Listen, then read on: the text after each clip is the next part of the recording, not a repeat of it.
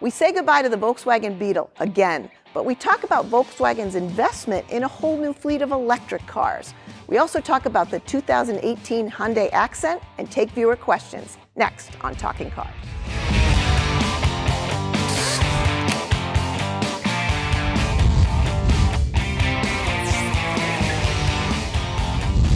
Hi, and welcome to Talking Cars. I'm Jennifer Stockberger. I'm Ryan Pizlikowski. And I'm Jake Fisher.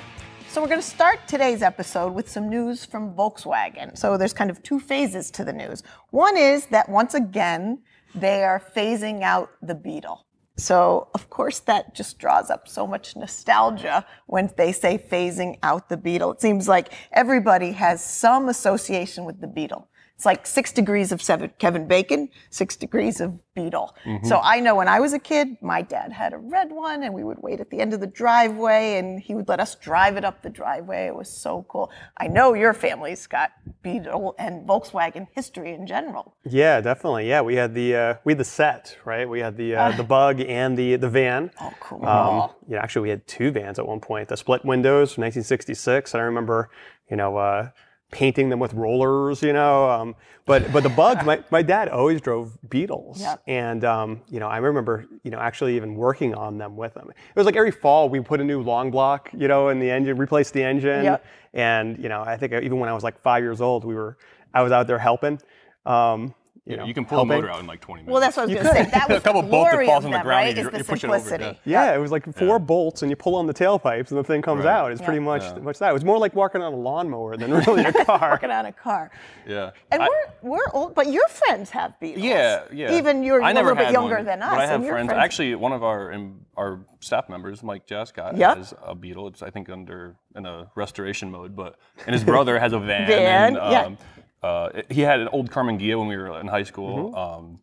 Mm-hmm. But I think what's funny about this though is they're phasing out the Beetle. No one really cares about that. No one cares about It's the sad. new Beetle. Yeah, the new Beetle. It just brings up all old memories of the old Beetle. The one we love. They phased out the Beetle a long time ago. Yeah, that died years ago, unfortunately. But, it just brings up all of our old memories. They were neat old cars, There's something about that bag of bolts motor sound. Yep, the sound. For sure. Yep. Do you think it's the simplicity that made it cool, or it was just cool? I think it was the simplicity. Yeah. And it was that. I mean, like back then, it was a people's car kind of a thing. It was cheap and. Yeah. It was. My stepdaughter got one, and she's again younger than me, but she got one for a wedding gift, and it's kind of cool. That was their takeoff from their wedding car in a Beetle, so that was kind of. We neat. had actually probably one of the most fun times I've ever had at our track here. Was when we had some friends up from Jalopnik that came up, and one brought his Bug, slightly modified. Slightly modified. And we had a track full of snow and a Baja Bug, and that was absolutely a blast. I mean, there's nothing like it, right? I mean, there's tons of new cars that we drive, and there's nothing like driving the old Beetle. No heat, and I remember he had like gloves on to stay warm. Yeah, you don't need it. And the new Beetle never took off, had some reliability issues. Well, when it first came out, there was some excitement about it. Right. But again, it was kind of like, a topper over a Volkswagen Golf. It really wasn't. And yes, there was reliability issues with it. And yeah, it wasn't as distinctive. It didn't have, again, rear engine and air cooled. I mean, all those things that made the Beetle special the Beetle, didn't really exist in the latest second, incarnations. Right. And the second generation was didn't even exist, kind of. I mean, yeah. But with any of these types of cars, when they come back with a new generation of something, it's never the same. The Challenger was such an awesome car back in the day. They come out with it again, it's a nice car to drive, but it's not the same. It's never the same. Right. So it's like, I don't know. Doesn't draw up all those memories. You just have to let that go, I guess. Right. We'll just live in the past a little bit. Or just buy an old one. Yeah. Right. You could actually get Beetles right now. Still, I mean, I think the values are going to go up. Right. I mean, look at what happened to the vans. The Volkswagen Bus is outrageous. Outrageous. Yeah. I mean, 6 figures, easy. Yep. Now, get a Bug while you can. Yep. Right. Get a Beetle while you can. So the other piece of that was that the EOS is going, which I kind of like that car too, but that's going with it. So the second part. I agree. You like that car? I'm the only one, but I like that car. But anyway, and the second part of the story ties in a little bit in that VW is going to have this new line or platform, if you will, called the ID electric cars. Yeah. And they've just made a huge investment, $25 billion in battery resources to feed that line. The ID sub-brand, very different. So all electrics. Yeah, well, I mean, it makes sense for Volkswagen. I mean, look, Volkswagen was very heavily invested in diesels, and that didn't go so well, let's say. And you know, I mean, it was a technology that they invested in, which was, you know, energy efficient and whatnot, and they are making a big pivot right now.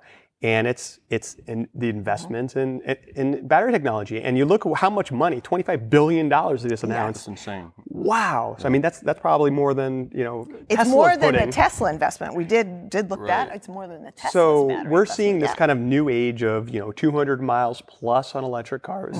Volkswagen obviously is on board. Yep. And one of the ones that they really talked about most was, again, going back to those buses that we were driving, the ID Buzz, which is like the you know, next generation of the Volkswagen Microbus. Right. And they're able to get that style on it, right? The Volkswagen Microbus was always like, you know, that short Flat front front, end. yep. They could do that with the Battery. electric, putting the batteries underneath. Yeah, it's almost a perfect Right. platform for that. Yeah. But again, platform, well, why not have a whole, you know, a whole line? So there's the ID Cross coming out, and there's other ones coming out based on that platform.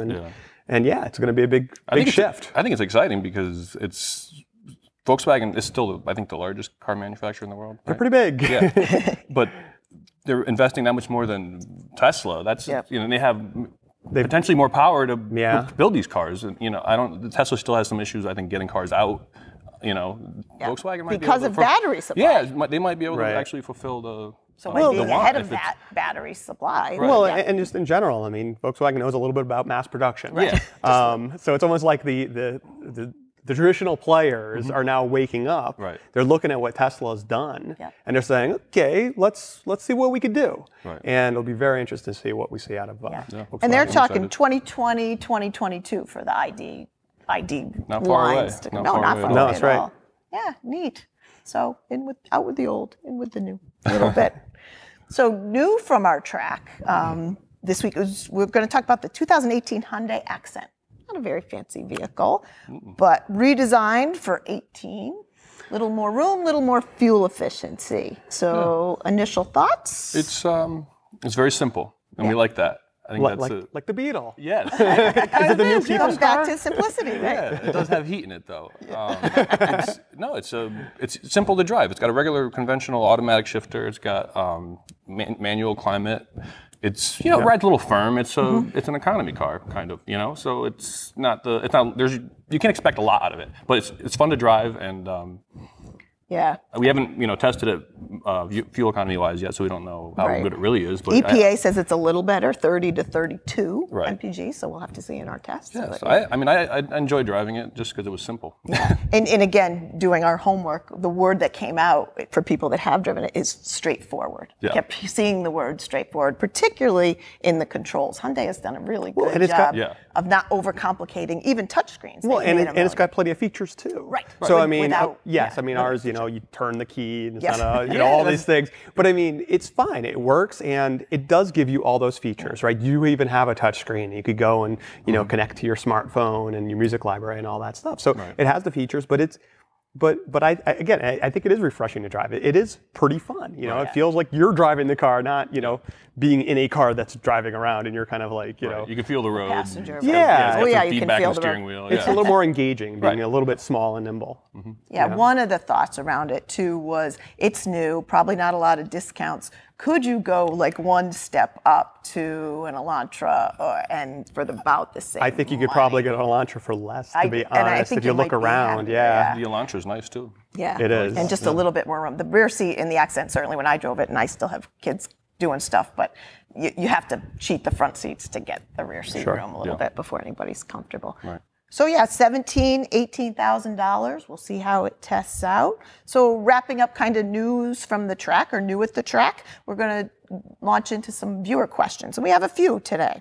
So first one, when you calculate road test scores, do you calculate them, for example, on SUV standards or sports car standards? Are there factors that contribute to the road test score that I don't know about? I'm going to throw that one your way. Yes. Yes. The answer is yes. The answer is yes. No, so we do have different rating schemes for different car types. We do recognize that perhaps what is important to you in an SUV is not the same things that might be important to a sports car driver or a luxury car driver. So there's different schemes. I will say when you look at sedans, you can pretty much compare them all. But certainly when it comes to like sports cars, yes, we're not that concerned about rear seat room. We are concerned about driving and handling and those things. And when it comes to like SUVs and pickup trucks, certainly your ability to tow and haul, that's more important. So that comes out, just a little math, the weightings of each of those tests changes. Right, exactly. Right, to get to the overall score. And that's like with other products too. They aren't really comparable outside of their, again, with the exception of sedans perhaps, but you can't really compare the overall score for sports cars to SUVs. Which is somewhat different though if you look at the individual tests though, and we are, and not everyone realizes this, but like when we assess handling, we're assessing handling compared to all vehicles. Reliability compared to all vehicles, and all those individual scores. Right. So the individual scores are comparable, but the weightings to the overall score are not. Correct. And that's, I think the question here. Second question. What would you guys buy for your mother if you had a $3,000 to $5,000 range money-wise, and she just drives to and from work, a couple of errands a week, and then watches her grandchild quite often, so safe and reliable too? Could you please help? So one of the things I was saying is 3 to 5 puts you in about that 2007, 2008 era. So that was the first thing I noted. We talk about that price range a lot when we talk about cars for teen drivers. For teens, yeah. And it's hard to get, there's very few where you get to the, our big favorite, the electronic stability control. So it's hard to get there at that price range and get electronic stability control. Yeah, I mean, one car that comes to mind is the Sonata, the Hyundai Sonata. About 10 years, 2007, 2008. That is a car that had a standard stability control. Early. Earlier than others, yeah. And you can get them for less than $5,000. Yep. You're probably talking about 120,000 miles, but it's a decent modern car and should be reliable. Yeah, having the stability is a big plus. For my mom, I see like something a little more utilitarian, like a Honda Fit. It's small, but at least but roomy. You can flip the seats down. It's roomy, and it's. I don't know the stability control. I don't think on that was that one that came later, but it wasn't available till 2009. So you're right. You're not going to get it for that price point, but certainly a functional car. They're great little car. I think the Fit is deceptively roomy. Right. You look at it and you don't think it's going to be as good as it is until you get in it. Yeah. The other one I thought of too is the Corolla. That just the venerable Corolla, it would come up and it would be a good car too. But again, wouldn't have the standard stability control. Actually, my dad does drive a Honda Fit, so I think I didn't know. He went from his Beetle. He went from the Beetle to the Fit. Both stick shifts. Yeah. Both sporty to drive. Yep. Well, that's the other cool thing. Okay, next one. Hey, talking cars, guys and gals, maybe and gals. Yeah. What is the next big step in weight loss for pickup trucks? We've got an all aluminum body, but what would shave off a significant amount next? So, what are your thoughts? A smaller truck. Well, you're probably not off the mark. Yeah. Well, yeah. There's a couple smaller trucks coming out now. Yep. The new Ranger's coming. That's exciting. Obviously, the Tacoma's sells like hotcakes no matter what. The Colorado's been done pretty well. In terms of lightening them up, I mean, we talked, I think, a week or two ago on the Talking Cars episode about the GMC in the carbon fiber bed. Yep. Whether that'll gain traction or not, I don't know. That sounds expensive to me. I think the whole truck has to shrink. Yeah. It's a truck, so you need it to be big to do things. So it's like you're kind of asking for.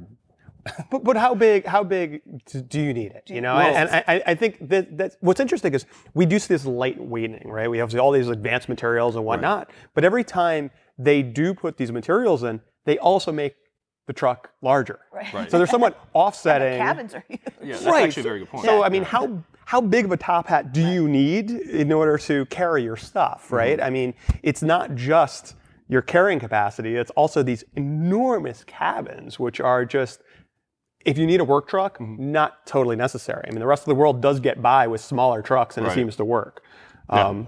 Yeah, I think I've shared, my husband drives a Frontier, and he would love a full-size truck, and he doesn't really need it for those. It's not about need. Yeah, it's not about need. It's about for sure. Well, I mean, the question is whether or not they could actually. It is about want, and let's be real. A lot of it's about image. Yeah. You know, if you could somehow get the image of those smaller trucks where they need to be. I mean, right now there's like this whole thing about these off-road looking trucks. I mean, you look at the Wrangler. I mean, not everyone is climbing the Rubicon, but I mean, that look, that style is terrific. Yeah. So I mean, if you could kind of have this like off-road smaller truck that looks great and gives you that image without having the enormous cab, which you may not need. Right. It's nice, but you don't need it. You can fit very comfortably in the Frontier. We do. In this country, those big trucks, those big grill, and it's right. Yeah, it's not.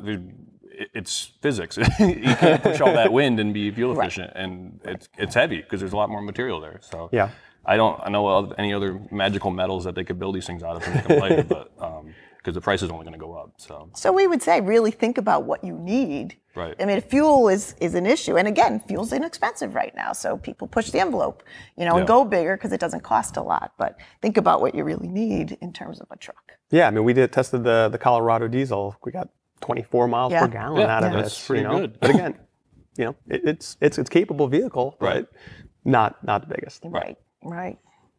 So last question we have, I am considering a used sedan under $10,500, and I'm deciding between an 08 to 2011 Toyota Camry or a 2010 to 2012 Ford Fusion. I like the Camry because it's a safe choice, but I like the look of the Fusion a little bit more and it's more fun to drive. Opinions, please. Well, he nailed it on the head. The Fusion is definitely more fun to drive. I think it's better looking. That's my personal preference. Sure. The Toyota, so it's reliable. Super reliable, yeah. I would go with the Fusion. It's a little newer and it's fun to drive, and I need to be engaged a little bit. So. Well, I mean, look, reliability is really important, and we stress the reliability ratings and all the history that we have.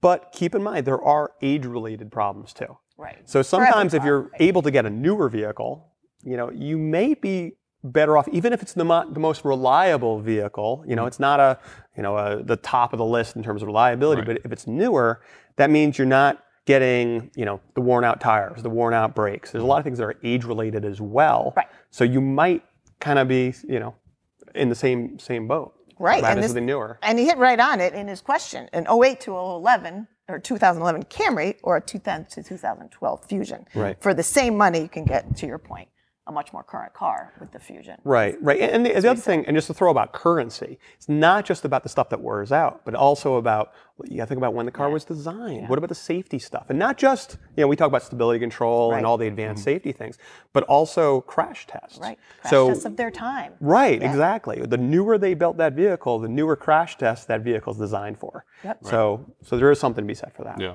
And even in a few years, it's not many years, but a lot can change in a few years. So. Yeah. Right. So it sounds like the Fusion. Fusion's the vote. So that's all we've got for this week. Thank you so much for your questions. If you have questions, we'd love to see your shining faces. You can submit them via video at consumerreports.org/talkingcars. If you'd like more information on the cars we talked about today, see the show notes below. As always, thank you and see you next time.